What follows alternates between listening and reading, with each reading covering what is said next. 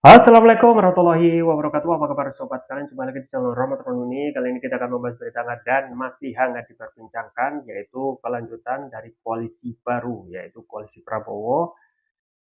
Setelah Golkar dan PAN akhirnya secara resmi gabung dalam koalisi Prabowo dan juga mendukung Prabowo sebagai baca pres. Dan ini kurang lebih ya tidak begitu mengejutkan ya, karena arah koalisi KIP yang memang tidak ada tokoh yang bisa diusung kuat dan juga bisa memenangkan konstelasi. Satu-satu di lain pihak ya, ancaman berada di belakang Golkar dan PAN yang masing-masing mempunyai tabungan kasus yang kalau tidak sesuai dengan keinginan dari istana, maka kasusnya itu akan dibongkar ya, atau akan terancam posisi politiknya.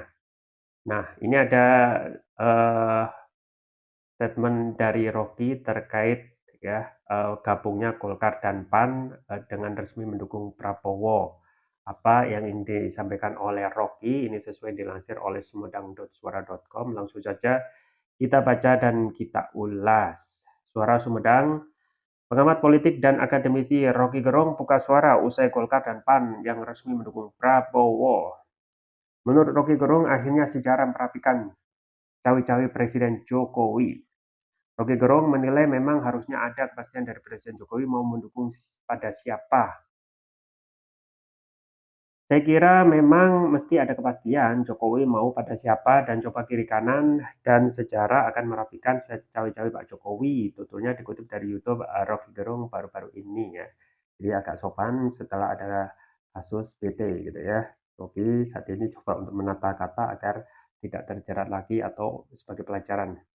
Meskipun manuver Jokowi tersebut menurutnya harus diikuti dengan tekanan dari publik, jadi Pak Jokowi boleh bermanuver, tetapi keputusan yang dia buat, ya, pada akhirnya harus mengikuti semacam tekanan dari publik, ujarnya.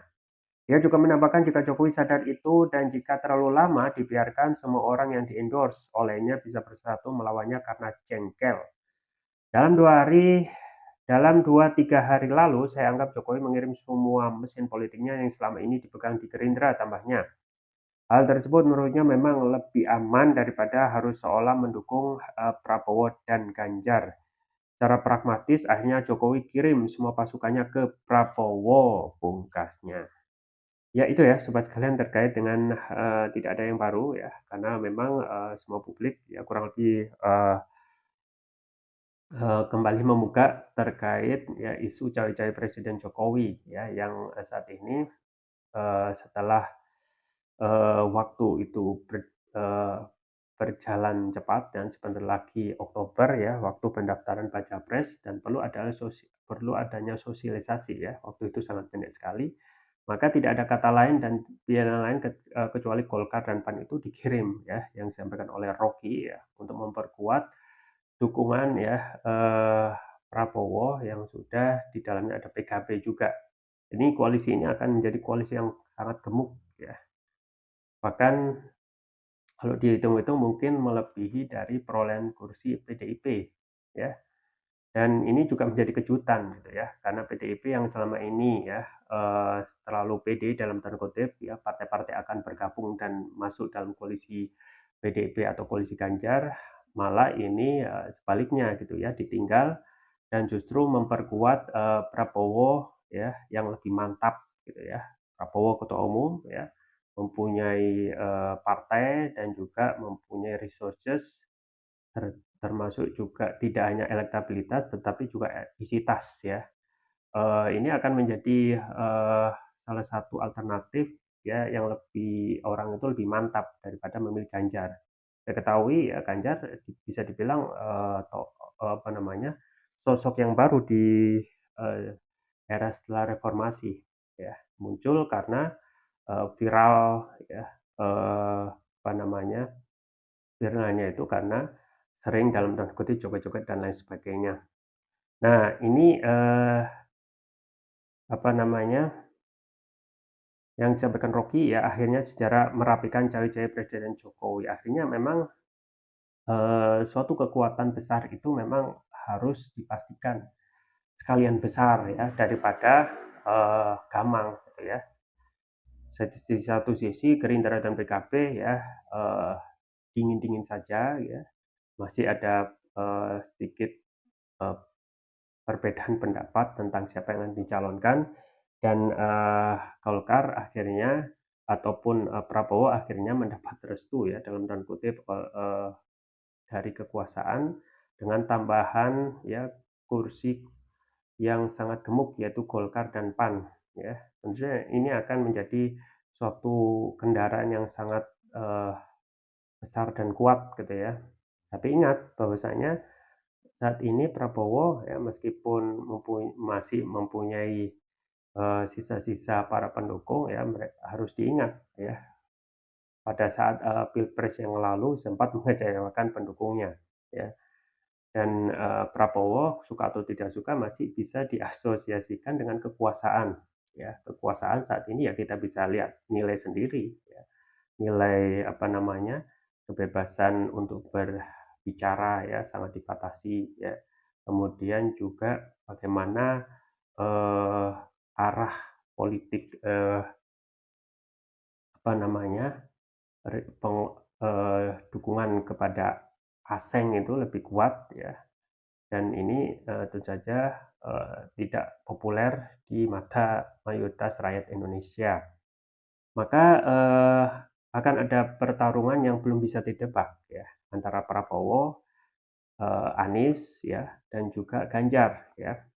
Ganjar kemungkinan akan sedikit apa namanya berjalan ngos-ngosan ya karena dukungan dari partai ya dan dari PDIP itu sangat lemah sekali ya, cuma dari P3 ya suara koalisinya itu perolehan kursinya kecil pun juga rata-rata grassroots itu ya justru lebih condong mendukung kepada Anies ya. Pun juga rata-rata ya koalisi Prabowo entah itu PAN ya kemudian juga ya sebagian dari partai koalisi Prabowo itu ya justru grassroots-nya lebih mendukung kepada Anies. Nah ini akan menjadi pertarungan yang sulit untuk ditebak. Apakah dengan adanya ketaatan Golkar dan PAN untuk bergabung dengan koalisi Prabowo yang tidak hanya memperbesar koalisi tetapi juga sedikit ya di atas kertas bisa memberikan jaminan ya perolehan suara karena kursinya besar dan dukungan juga lumayan dan yang paling kita khawatirkan tentu saja apa namanya kecurangan tentu saja ya. Jadi musuh dari pemilu adalah kecurangan ya dengan memanfaatkan resources ya, financial resources ya, state apparatus untuk menggerakkan sesuai dengan keinginan kekuasaan ya akankah ini akan bisa uh, dipatahkan dengan people power dengan apa namanya kecengahan dari rakyat saat ini yang melihat kinerja kekuasaan itu ya sudah waktunya untuk dilakukan yang namanya perubahan atau revolusi. Nah, ini akan semakin menarik gitu ya konstelasi ya setidaknya ke depan partai-partai yang sudah bergabung dalam koalisi Prabowo itu ya jangan dianggap mereka tidak akan saling eh, berbeda pendapat gitu ya karena koalisi Anies pun yang di situ ya eh, mengajukan ya proposal perubahan itu masih saja ada yang namanya sengketa kecil ya soal siapa yang akan dicalonkan sebagai capres. Apalagi koalisi Prabowo yang di situ ada 4 ya. Pasti akan ada 4 isi kepala para ketua umumnya itu yang akan berebut kue ya, siapa yang akan dijadikan sebagai cawapresnya Prabowo. Dan pasti akan ada saling uh, silang pendapat tentang siapa yang akan maju bersama Prabowo. Nah, bagaimana dengan PDIP? Nah, ini PDIP juga uh, hal yang tidak diprediksi akhirnya akan berjalan sangat berat gitu ya karena dukungan dari P3 itu sangatlah kecil ya. Kemudian dukungan dari partai-partai non parlemen, Perindro, ya Hanura itu tentu saja apa namanya kurang ya dalam hal konstelasi ya. Tapi, kalau kita melihat survei ya, ya tentu saja tidak bisa dijadikan acuan 100% ya, karena, survei itu ya, eee, belum bisa memberikan kepastian ya, apakah survei di belakang layarnya itu dibiayai oleh ya, kekuasaan untuk menggiring opini atau, apa namanya, benar-benar memberikan data yang valid. Tetapi yang paling pas itu memang, yang namanya polling ya. Dari berbagai polling ya, apapun itu ya, ini perlu apa namanya, adakan lagi ya, polling, siapa yang akan memenangkan konstelasi jika pemilu diadakan sekarang, koalisi Anies ya, atau koalisi Prabowo, atau koalisi Ganjar ya. Ini menarik, termasuk juga Rocky yang saat ini ya, melihat cawe-cawe cawe-cawe Jokowi itu sudah mulai dirapikan dengan membentuk koalisi besar, yaitu Golkar, PAN untuk bergabung dengan Gerindra dan juga PKB. Kita tunggu saja tentang perkembangan koalisi ini. Itu saja yang bisa saya sampaikan. Semoga bermanfaat. Jangan lupa like, share, dan subscribe. Sampai jumpa lagi. Wassalamualaikum warahmatullahi wabarakatuh.